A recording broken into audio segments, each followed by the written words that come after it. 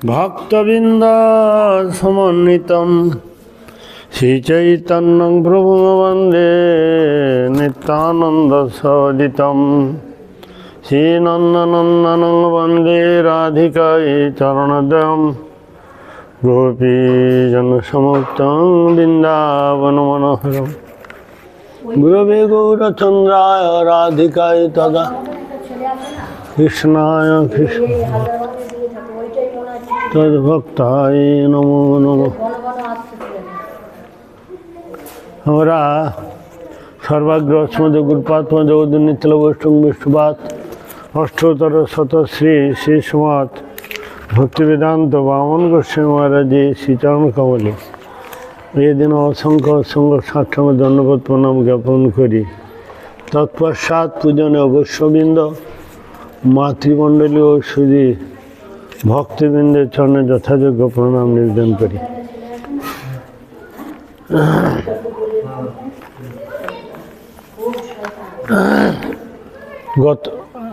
গতকাল গেছে ভক্তি জীবন জনার্দন গোস্বামী মহারাজের শুভ তিরোভাব তিথি।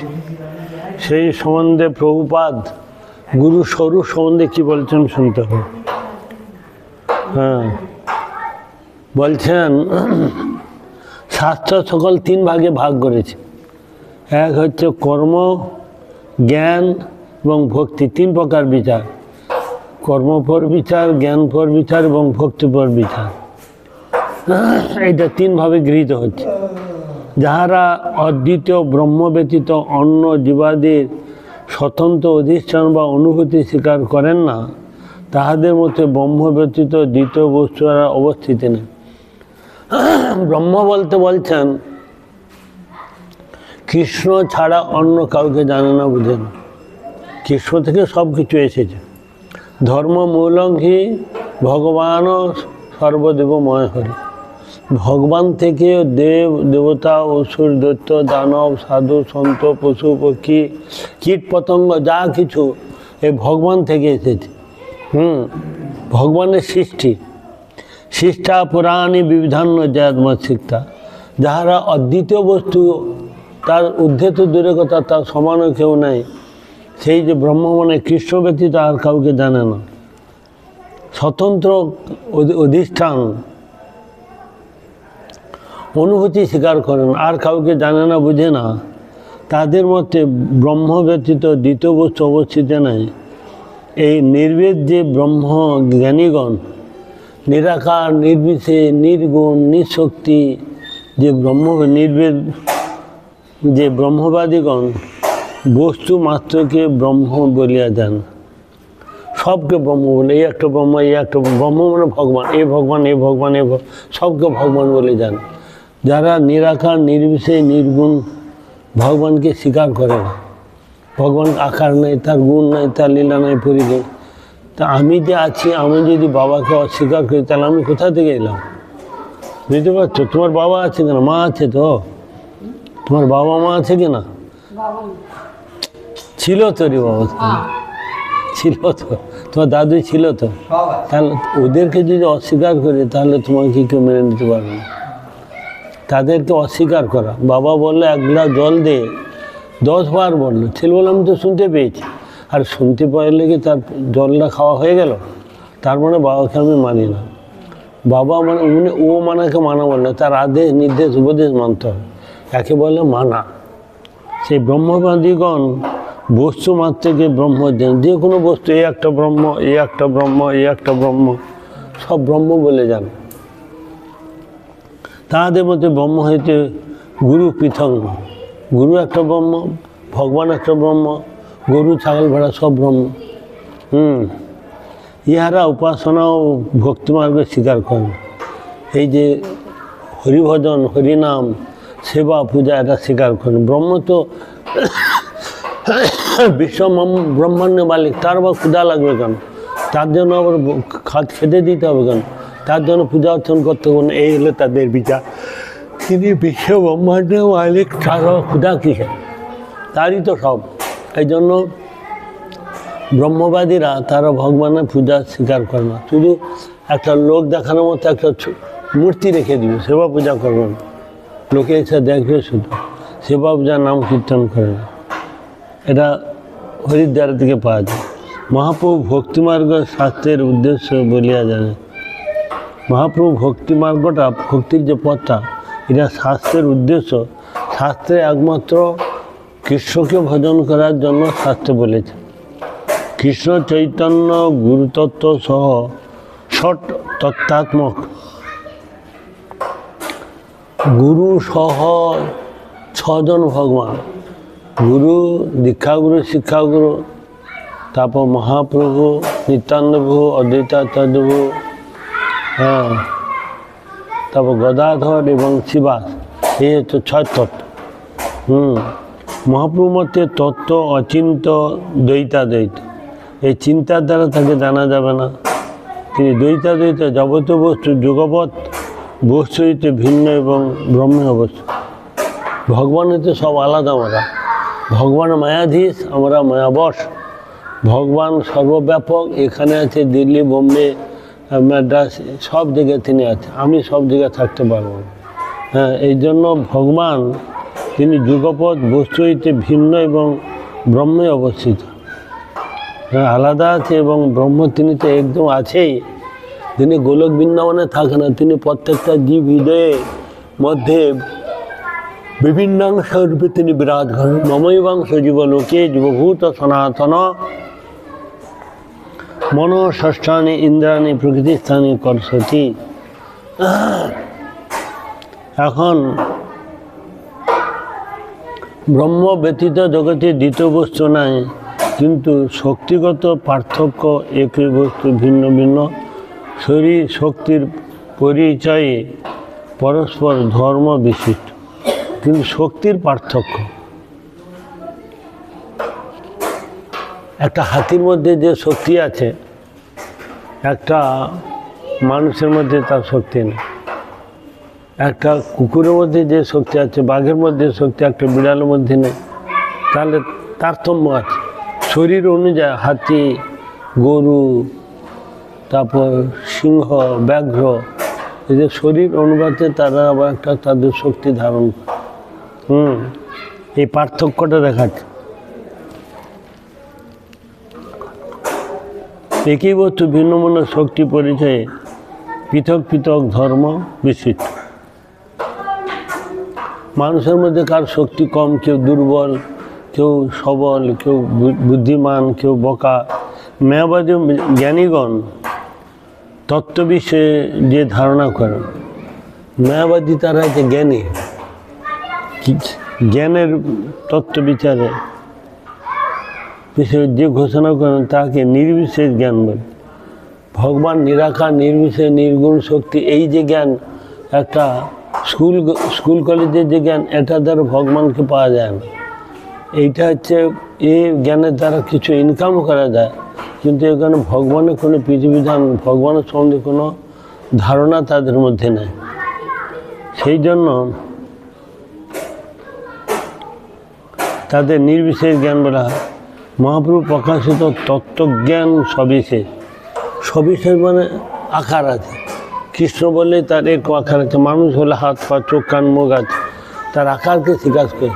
সবিশেষ মানে স্বীকার করা, আর নির্বিশেষ মানে কোনো আকার টাকার নেই। আলো, এই আলোটা কি আকার আছে? যত বড় ঘর আছে সে বিশাল একটা, এর কোনো আকারেই করা যায় না। হ্যাঁ, সেজন্য নিরাকার এবং ভগবান যে নিরাকার নয়, সাকার, তা প্রাকৃত কোনো আকার নেই।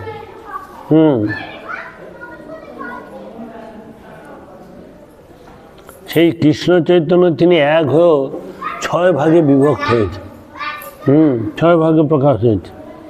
তিনি হচ্ছেন গুরু, শিবাসাদি তত্ত্ব, অংশ অবতার হচ্ছে অদ্বৈত, তার স্বয়ং স্বরূপ প্রকাশ হচ্ছে নিত্যানন্দ, গদাধর হচ্ছে শক্তি, এবং স্বয়ং ভগবত তত্ত্ব হচ্ছে কৃষ্ণ চৈতন্য। এই একাই 6 ভাগে বিভক্ত হয়েছে। একাই 5 ভাগে হয়েছে শ্রীকৃষ্ণ চৈতন্য, প্রভু নিত্যানন্দ, শ্রী অদ্বৈত, গদাধর, শিবাসাদি গৌরভক্তবৃন্দ, তার সঙ্গে আবার গুরু যোগ হয়েছে। গুরু তত্ত্ব কৃষ্ণ চৈতন্য। হ্যাঁ, এই জন্য আশ্রয় জাতীয় বিগ্রহ বা আশ্রয় জাতীয় ভগবান বলা হয় তাকে। গুরুকে বলা হয় আশ্রয় জাতীয় ভগবান, সেবক ভগবান। অচিন্ত ভেদাভেদ স্বীকৃত হইলে তত্ত্বই ভগবান। এটা অচিন্ত ভেদাভেদ, এই বিদ্যা বুদ্ধি দ্বারা ভগবানকে জানা বোঝা যাবে না। কিসের দ্বারা জানা যাবে? গুরু পরম্পরা প্রাপ্ত বাক্যের দ্বারা, শাস্ত্রের দ্বারা তাকে জানতে বুঝতে হবে। এই জন্য শিবাসাদি ভক্ত, গদাধর আদি শক্তি, অদ্বৈত অংশবতা, নিত্যানন্দ প্রকাশ এবং গুরুদেব পঞ্চতত্ত্ব কৃষ্ণ চৈতন্যের সহিত অভেদ হইল। পাঁচ তত্ত্বই কৃষ্ণ চৈতন্য হইতে পৃথক দাস। প্রত্যেকে হইতে দাস ভাব। প্রভু হইতেন একমাত্র মহাপ্রভু। নিত্যানন্দ বয়স বড় মহাপ্রভু, অদ্বৈতাচার্য বয়স বড়, শিবাস পণ্ডিত বয়স বড়, কিন্তু সবসময় দাস ভাব। তিনি প্রভু, আমি তার দাস, দাস হয়ে তার সেবা করা হচ্ছে আমাদের কর্তব্য। এই জন্য গুরুদেব ভগবানের প্রকাশ, প্রিয়তম ভক্ত এবং তদপেক্ষা বড়। গতকাল গেছে জনার্দন মহারাজের তিরোভাব তিথি, বুঝছিস? গতকাল চলে গেছে, তো বাইরে ছিলাম। কালকে রাত্রি কি বলেছিল ওই সম্বন্ধে কিছু? তা বলেনি। জনার্দন মহারাজের রাত্রি কিছু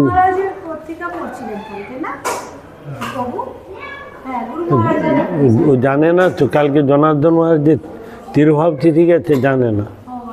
কালকে সারাদিন পরিশ্রম করে এসে আর ইচ্ছা করলো না আসতে, কাপড় টাপড় ধুয়ে।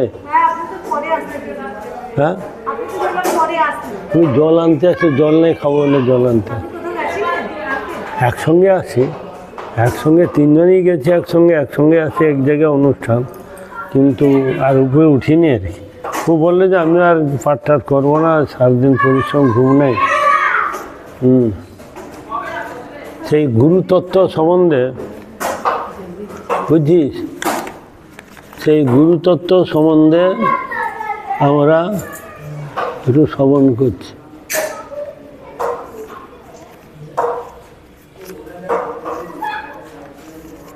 সেই গুরুতত্ত্ব সম্বন্ধে গুরুদেব কি বলছেন শোন। আমাদের গুরুদেব এই ওনার বিরহ সম্বন্ধে এই বইটা বেরিয়েছে। অপ্রকটের পর 2000 সালে উনি প্রায় অপ্রকট হয়েছে, তখন এই গ্রন্থটা বেরিয়েছে। গুরুপাদ পদ লিখছেন,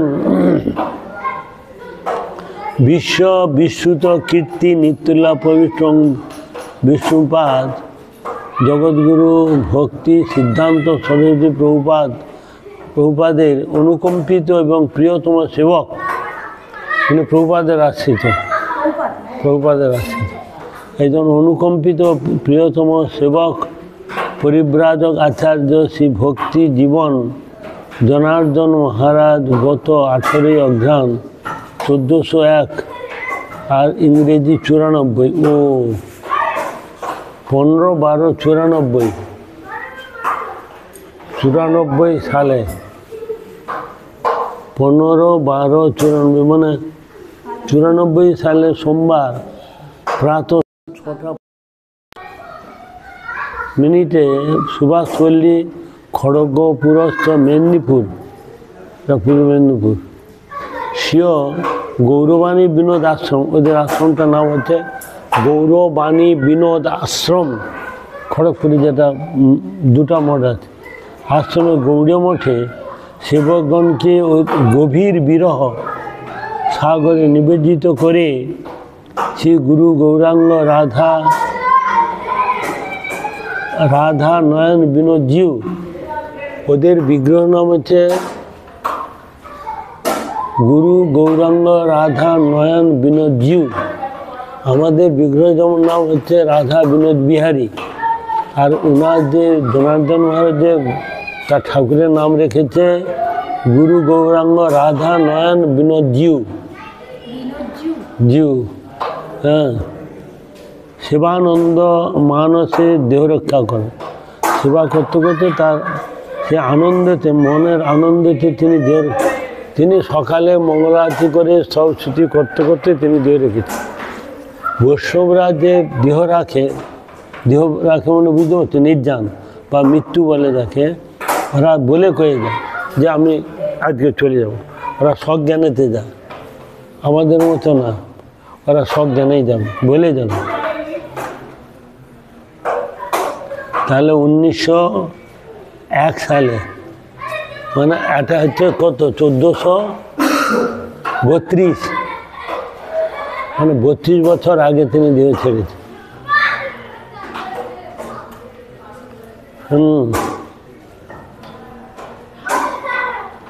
মহারাজে অপ্রকটের কিছুক্ষণ মধ্যেই মেড্রাসে চিকিৎসাধীন থাকাকালে দাসাধম বোধ সর্বপ্রথম টেলিফোন মারফত তাহার নির্যান সংবাদ পায়। গুরুমা তখন মেড্রাসে ছিল চিকিৎসার জন্য। আর জনার্দন মহারাজের সঙ্গে আমার গুরুদেবের একটা খুব হৃদ্যতা ছিল, বন্ধুত্ব ছিল। সর্বপ্রথম গুরু মহারাজকে ফোন করে যে কিভাবে কি হবে, কোথায় কী হবে না হবে সব গুরু মহারাজ তখন 1 ঘন্টা ধরে ওনাকে বুঝিয়েছিল। কোথায় সমাধি হবে, কি উৎসব কি হবে না হবে সব ওকে বুঝিয়ে 1 ঘন্টা ধরে ফোন করেছে। ফোন করে গুরু মহারাজ বললেন কোথায় সমাধি হবে। গুরু মহারাজ আমাদের মঠে 45 জন গিয়েছিলাম। আমাদের রান্না, ভান্ডারি, পূজা পাঠ, কীর্তন, হোম, যজ্ঞ সব আমাদের দ্বারা হয়েছে। আমাদের মঠের সবাই আমরাও গিয়েছিলাম, 45 জন গিয়েছিল। মহারাজ গুরু মহারাজ তো মেড্রাস থেকে ডাইরেক্ট ওখানে আসার কথা পরে, কিন্তু ওইটার জন্য তাড়াতাড়ি এসে তো 2-3 দিনের পরেই তো হয় ওনার। গতকাল গেছে তিরোভাব, কালকে গেছে রোববার, সোম, মঙ্গল, বুধ, বৃহস্পতি, শুক্র, 4 দিন পরে 5 দিনের দিন হচ্ছে ওনার আবির্ভাব, জন্মদিন। ওই জন্মদিন উপলক্ষে একটা বিরাট উৎসব হবে, একটা মন্দির প্রতিষ্ঠা হবে। সেটা হচ্ছে 5 রুলিয়াতে একটা নতুন মঠ হয়েছে, ওইটা প্রতিষ্ঠা হবে এবং বিগ্রহ প্রতিষ্ঠা হবে। কিন্তু তিনি 4 দিন আগে, 5 দিনের দিন তিনি 5 দিন আগে অপ্রকট হয়ে গেল। আর 5 দিন পর সব রেডি হয়ে গেছে, সব কিছু রেডি। আর তেনার ওই দিন ওনার বিগ্রহ প্রতিষ্ঠা, মন্দির প্রতিষ্ঠা, বিরাট উৎসব। আর তার 5 দিন আগে তিনি দেহ ছেড়ে দিলেন। কীরকম দেখ, 2টা মঠ, একটা হচ্ছে এই যে সুভাষপল্লী, কী নাম বললাম, সুভাষপল্লী শ্রী গৌরবাণী বিনোদ আশ্রম, মঠের নাম হচ্ছে গৌরবাণী বিনোদ আশ্রম। আর বিগ্রহ নাম হচ্ছে রাধা নয়ন বিনোদ জিউ।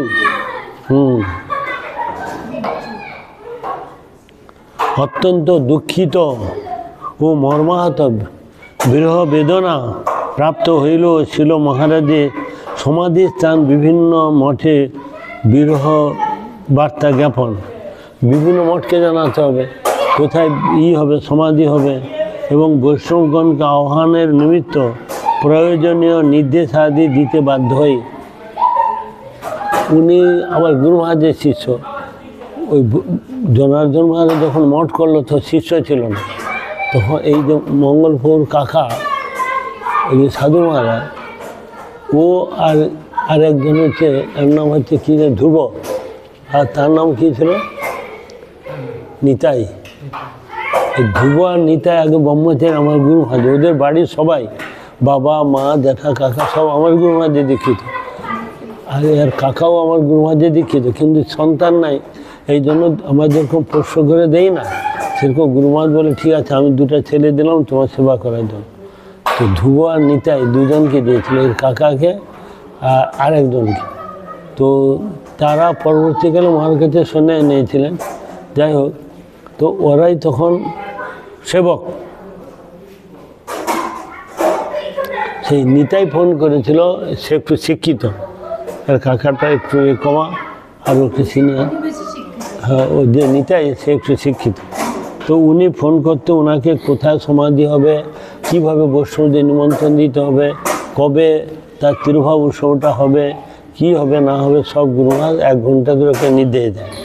হ্যাঁ, মহারাজের বয়োজ্যেষ্ঠ সতীর্থ সন্ন্যাসী বর্গ মধ্যে কেউ কেউ দেহরক্ষার সংবাদ পাইয়া দুঃখ করে বলিয়া থাকেন, আমাদের অপেক্ষা কনিষ্ঠ হইয়া জনার্দন মহারাজ আমার অভীষ্ট সেবায় মহাপ্রাণ করলেন। বয়সে 2-1 বছরের কি ছোট গুরু মহারাজ, তো তিনি আগে চলে যাচ্ছেন, এই জন্য বলছে বয়সে ছোট। এখানে কে ছোট কে বড় এগুলা নাই, কেউ আগে যাবে কেউ পিছিয়ে যাবে। তো আমরা পড়িয়া রইলাম। গুরু মহারাজ বলছে আমার ছোটরা চলে গেল আর আমরা পড়ে রইলাম। উনি গেছে 1494 সালে, আর গুরু মহারাজের 2004-এ, মানে ওইদিকে হচ্ছে 10 বছর পরে গুরু মহারাজ অপ্রকট হয়ে ওনার থাকতে। গুরু মহারাজ 4-এ হচ্ছে অপ্রকট 2004-এ, আর উনি হচ্ছে 1994।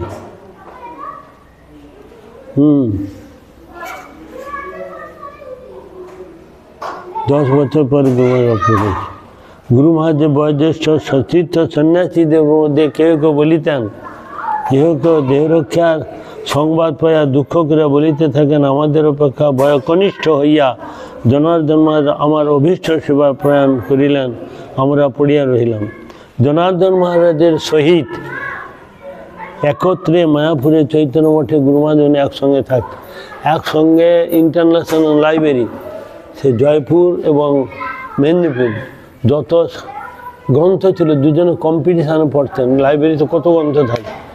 মহাপ্রভু অবদান বৈশিষ্ট্য সম্বন্ধে দুজন সংগ্রহ করতেন, কত শ্লোক দিয়ে এর একটা গ্রন্থ বের করা যায়।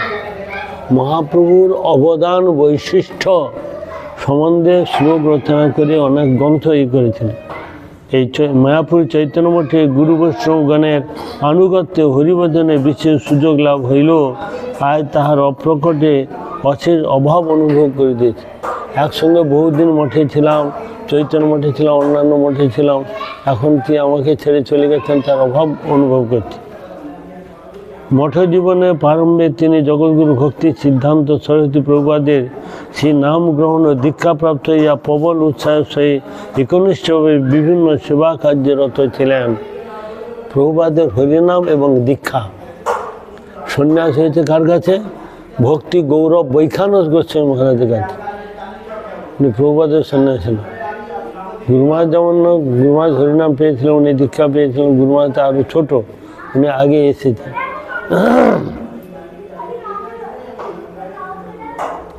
তার সরল অমায়িক ব্যবহার তার সতীর্থগণকে, এমনকি তার পরিচিত যে কোনো ব্যক্তিকে মুগ্ধ করিত। খুব সহজ সরল ছিল, একটু স্থূলকায় ছিল, আর রাধারানীর কথা বেশি বলতো।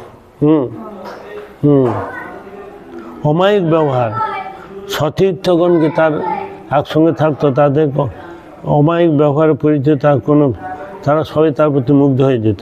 বিভিন্ন সন্ন্যাসীগণের সহিত প্রচার পাঠিতে তাহাকে যাইতে হইত। বিভিন্ন যারা প্রচারে যেত এই মহারাজকে যেতে হতো। সরস্বতী প্রভুপাদের প্রতিষ্ঠিত পরিচালিত দৈনিক নদিয়া প্রকাশ এবং সাপ্তাহিক গৌড়ীয়, পাক্ষিক গৌড়ীয় প্রভৃতি পারমার্থিক পত্রিকা এডিশনাল বোর্ডে থাকিয়া তিনি বিভিন্ন প্রকাশের সেবা কার্যাদি করিতেন। প্রভুপাদের নদিয়া প্রকাশ বলে একটা আমাদের মনে পত্রিকা বের হয়, তখন নদিয়া প্রকাশ এবং সাপ্তাহিক গৌড়ীয় এবং ত্রিপাক্ষিক গৌড়ীয় এবং হারমোনিস্ট ইত্যাদি ইত্যাদি যে পত্রিকা বের হতো, তার এডিশনাল বোর্ডে তিনি থেকে এই বিভিন্ন কাজে সেবা কার্যাদি করিতেন এই জনার্দন মহারাজ। সরস্বতী প্রভুপাদের অপ্রকট লীলা আবিষ্কারের পর সে গৌড়ীয় মঠ ও মিশনের সেবা পরিচালনা সেবকগণের মধ্যে মতানৈক্য, মতদ্বৈত বিশৃঙ্খলা উপস্থিত হয়। কিছু বুঝলো, অন্যমস্ক ছিল, কিছু তো শুনি না, শুনেছি কিছু, কিছু শুনি না।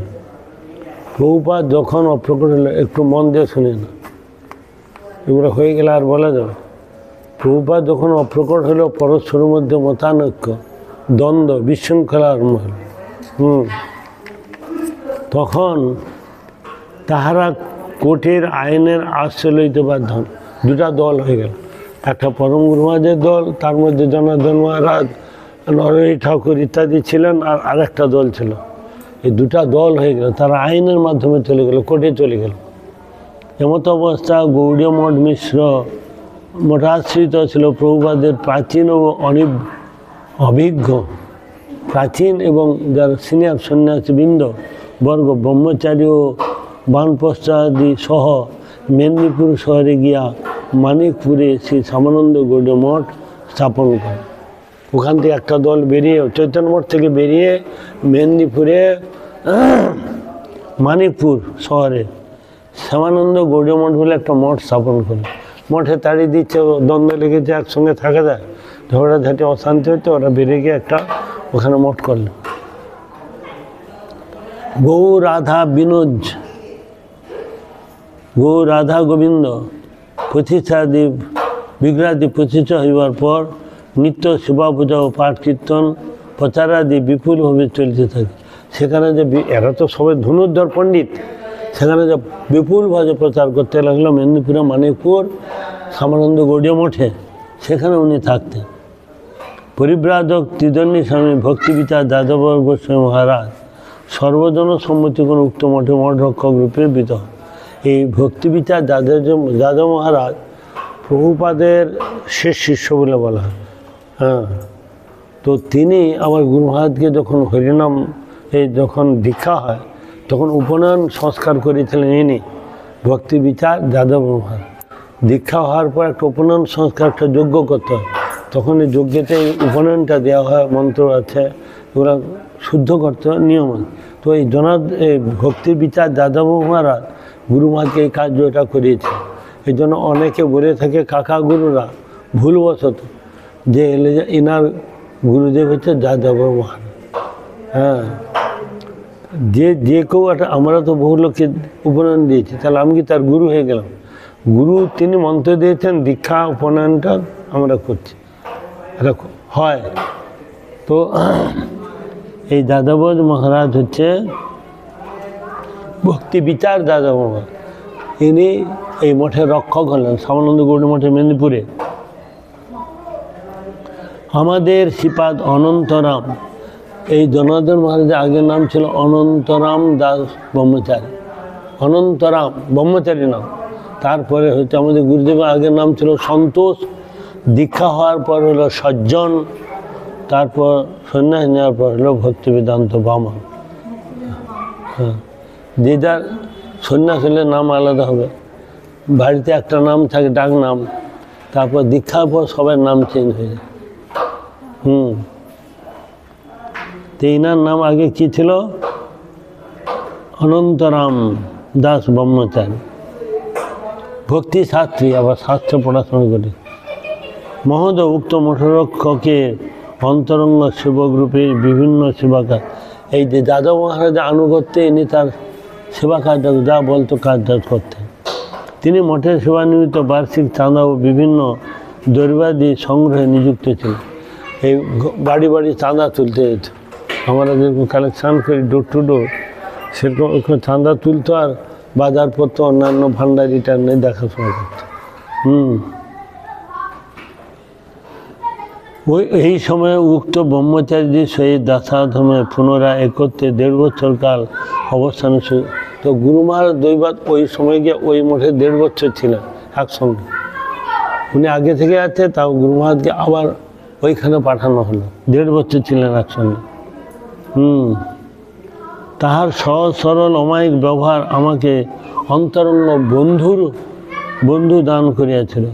বলিল এত বন্ধু ছিল, কোথায় গেলে কোথায় কি করবে না করবে, শ্লোক মুখস্থ করে কম্পিটিশানে, এই জন্য বন্ধু বললে অতৃপ্তি হবে না। আমরা দুইজনে ভক্তিগ্রন্থ আলোচনা উৎসাহিত হইয়া মেদিনীপুরে বিভিন্ন রাজা মহারাজাদের লাইব্রেরি সহায়ক সদস্যরূপে একনিষ্ঠভাবে গ্রন্থাদি আলোচনা সুযোগ পাইছে। মেদিনীপুরে যত গ্রন্থাগার আছে এবং রাজা মহারাজের যত গ্রন্থ আছে, এই দুজন কম্পিটিশান করে পড়তাম, কে আগে করতে পারে, কে করতে পারে। তো জনার্দন মহারাজ বলতেন আমাদের, 2টা বই একসঙ্গে দুজনে নিলাম, আমার অর্ধেকটা হয় না, তোমার গুরুদেবে পুরা হয়ে গিয়ে আবার একটা নতুন বই ধরে নিত। ওনার বুদ্ধিটা এত বুদ্ধিমান ছিল গুরু মহারাজ, এই জন্য তাকে বলা হয় কি ডিকশনারি। ডিকশনারি বাংলা অর্থটা কি?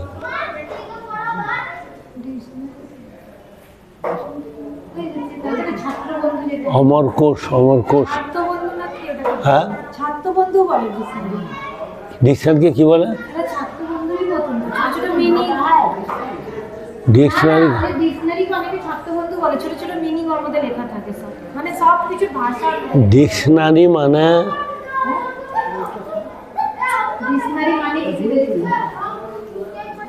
তিনি সমস্ত শাস্ত্রের আয়ত্ত করেছিলেন। ডিকশনারি মানে হ্যাঁ তত্ত্বাবধান কোর্স একটা। তো দুজনে কম্পিটিশানে করে কে আগে পড়তে পারে। তো জনার্দন আমাকে সব গল্প করেছিল, বলে ওনার এত বুদ্ধি ছিল, আমি অর্ধেক না শেষ করতে হতো পুরা শেষ হয়ে যেত এবং বুঝতো ভিতরে কী আছে, শুধু পড়ে যেত না, বুঝে বুঝে পড়তো। বলে তোমার গুরুদেবের এত বুদ্ধি ছিল, লাইব্রেরিতে তো বলে অমুক গ্রন্থটা দেন, তারা হয়তো খুঁজছে কোথায় আছে, আরে ওই লাইনের 3টার পরে বইটা নামিয়ে দেন। তারা হাঁ করে থাকতো, আমরা লাইব্রেরিতে আছি, গ্রন্থটা কোথায় আছে আমরা দেন না, আর উনি এসে বলতে ওই লাইনের 3টা গ্রন্থ পরে গ্রন্থটা দেন। বলে ওই কী করে মনে রাখে কোথায় কী আছে, আমরা তো গ্রন্থ লাইব্রেরির গ্রন্থ ঘাঁটি, কোথায় খুঁজতে হবে কোন বইটা, এই বইটা বলছে, আর উনি বলে তো অমুক থাকে 4টার পরে বইটা দেন। আর তার হাঁ করে থাকছে কী রে বাবু,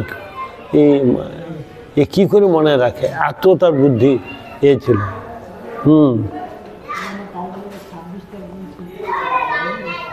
চৈতন্য মহাপুরুষ স্বয়ং ভগবত্তা এবং অবতারিত সম্বন্ধে পূর্ব আচার্য এবং গোস্বামীবর্গ যে সকল শাস্ত্র উদ্ধৃতি দিয়েছেন, সেই শাস্ত্রিত সংগ্রহ এবং গবেষণা করে আমাদের প্রধান উদ্দেশ্য ছিল। মহাপুরুষ যে স্বয়ং ভগবান, তার যে অবতারিত, এইটাকে আমরা দুজনে সব গ্রন্থ থেকে নোট করে শ্লোক তুলে একটা গ্রন্থ বের করি, যে মহাপুরুষ স্বয়ং ভগবান এবং তিনি যে অবতারী, সেই সম্বন্ধে কোন কোন গ্রন্থে যত আছে বের করে আলাদা একটা এক জায়গায় করবেন, হ্যাঁ সংগ্রহ করছে। পূর্ব আচার্য এবং ষড়গোস্বামীবর্গ শাস্ত্র কোথায় আছে সংগ্রহ করে তারা গবেষণাদের আমাদের প্রধান উদ্দেশ্য। তাতে আমরা উভয়ে স্থির করলাম, প্রাচীন ও প্রামাণিক গ্রন্থ ধর্মগ্রন্থাদি যাহা কিছু পুনঃমুদ্রণ হইয়াছে, মানে ছাপানো হয়েছে, তার অধিকাংশ কর্মজড় স্মার্ত সম্প্রদায় এবং চিৎজড় সমন্বয়বাদী জীব ও ব্রহ্মিকবাদী দ্বারা সম্পাদিত ও সংকলিত হয়েছে। যত গ্রন্থ হয়েছে, যারা মায়াবাদী, যারা সুবিধাবাদী, যারা জীব আর ব্রহ্ম সব সমান, এই এদের দ্বারা হয়েছে। তো এই সমস্তগুলোকে তার থেকে বেছে বেছে আমরা একটা তৈরি করি। কর্মজড় স্মার্ত সম্প্রদায়, এই স্মার্তবাদী রঘুনন্দন, এদিকে এসে বসতে পারিস, ওই এখানে কর্মজড় স্মার্ত সম্প্রদায়, চিৎ জড় সমন্বয়বাদ। চিৎ জড় মানে সব, চিৎ আর জড় সব সমান, মা মেয়ে বোন স্ত্রী মাসি পিসি ঝি চাকরানি সব সমান, তাকে বলে চিৎ জড় সমান, সব সমান। বাংলা বুঝে না কিছু, सब समान। अरे माँ जो है, मैं है, वो मासी है, झी चाकरानी है, वो सब समान होता है? माँ तो सबसे बड़ा है, सब समान नहीं है, वो सब अलग अलग है। तो माई मौसी झी वो लोग बोलते हैं जो वो स्त्री जात माने सब समान, सबके समान आचरण सब है ना। যেমন ডাক্তার ইঞ্জিনিয়ার উকিল ব্যারিস্টার ভাঙ্গি সবকে এক বলা যাবে কি? একে বলে সমন্বয়বাদী, সবকে সমান বলে। ও কালী দুর্গা শ্রীরা চণ্ডী কৃষ্ণ রাম জগন্নাথ সব সমান, সব সমান হয়? सब समान नहीं है। बांग्ला समझते हैं थोड़ा बहुत? थोड़ा थोड़ा बांग्ला सीखो। চিৎ জড় সমান, সব সমান। চিৎ মানে কি? চিৎ মানে আমাদের হাত পা চলছে আমার আছে, আর জড় মানে এইটা জড়, এইটা জড়, এগুলা জড়, এটা জড়, এ সব সমান হবে না। সব সমান কি না? জীব জড়, জীব আর ভগবান আলাদা। জড় আর মানুষের মধ্যে ভেদ আছে, জড়ে জড়ে ভেদ আছে, এইটার মধ্যে ভেদ আছে। মাটি একটা জড় বস্তু, এটা একটা জড় বস্তু, লোহা একটা জড় বস্তু, সব জড়ের মধ্যে ভেদ আছে। হ্যাঁ, এই একটা জড় বস্তু, এই একটা জড় বস্তু, সব জড় বস্তু। এই জড়ের মধ্যেও আবার ভেদ আছে, তফাৎ আছে। মানুষের মধ্যে কে বুদ্ধিমান, কে বোকা, কে চালাক, কেউ মানে চোর বদমাশ, তাদের মধ্যেও তফাৎ আছে। পরম আরাধ্য এবং জীবন সর্বস্ব প্রেমাবতারী মহাপ্রভু নাম মহিমা মাহাত্ম সুকৌশলে সযত্নে পরিহার করিয়াছে। তারা মহাপ্রভু যে স্বয়ং ভগবান, তিনি যে প্রেম দেওয়ার জন্য অনেক অবতার এসেছে, কেউ প্রেম দেননি। স্বভক্তি শ্রিয়ম, নিজ ভক্তিটা যে তিনি জগৎবাসীকে দিয়েছেন। প্রভুকে কহিলাম এই মহামন্ত্র ইহা জপ গিয়া সবে করিয়া নির্বন্ধ, ইহাই তো সর্বসিদ্ধি হইবে সবার, সর্বক্ষণ বলইতে বিধি নাইয়া। সর্বক্ষণ বলতে মহাপ্রভু যে জিনিসটা দিয়েছে, এর পূর্বে কোনো অনেক অবতার এসেছে, রামচন্দ্র এসেছে, কৃষ্ণ এসেছে, জগন্নাথ এসেছে, মৎস্যকুর্ম বরাহ নিঃস্ব বামন এসেছে, কেউ কিন্তু কৃষ্ণ প্রেমটা দেন। এই জন্য মহাপ্রভু অবদান দিয়েছে, তিনি দ্বারে দ্বারে হরিনাম বিতরণ করে। এই জন্য মহাপ্রভু মহাবদান। এই জন্য অবতার সার গোরা অবতার, কেননা ভজিরি তারে করি নিরেবাস, গেল না প্রিয়াস আপন কর্ম ফের। অবতার সার বলে দিলেন। বাসুদেব ঘোষ বলছেন, কি কহিব শত শত তুয়া অবতার, একলা গৌরাঙ্গ চাঁদ পুরাণ আমার। শত শত অবতার হয়েছে, মৎস্য কুর্ম পুরাণ সব বাবু রামগড়কে হাজার হাজার অবতার, কিন্তু গৌরাঙ্গ চাঁদ তিনি হচ্ছে আমার প্রাণ, তাকে ছাড়া আমি থাকতে পারবো। দেখুন এত অবতার মধ্যে তিনি হচ্ছেন সার। সেই কথা বলছেন মহাপ্রভু নাম মহিমা। একটু মাথাটা খারাপ হয়েছে নাকি? কোনোদিন ভুলেও বসে না এগুলো। না না, এগুলো বসবি না, ওইখানে থাকবি, উপরে থাকবি। হ্যাঁ, যা যা যা ওষুধ নিয়ে দোকান বন্ধ হয়ে যাবে। এখানে বসবি না, বসলে মাথা খারাপ হয়ে যাবে।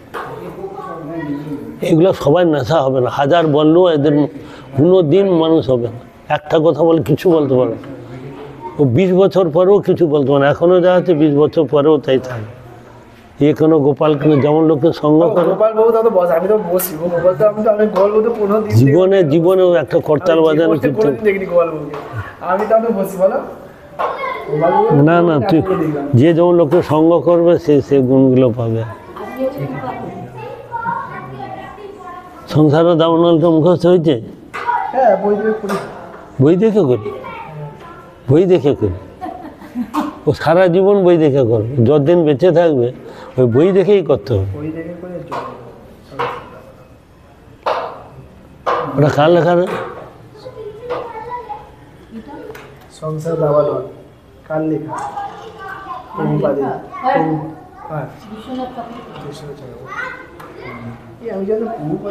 হ্যাঁ বাবু,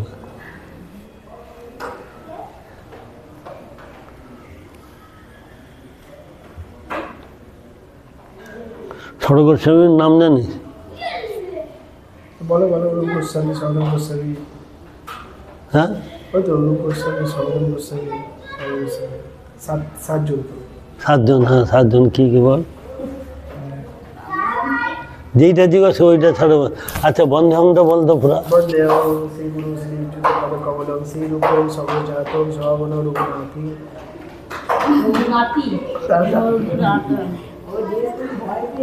বল।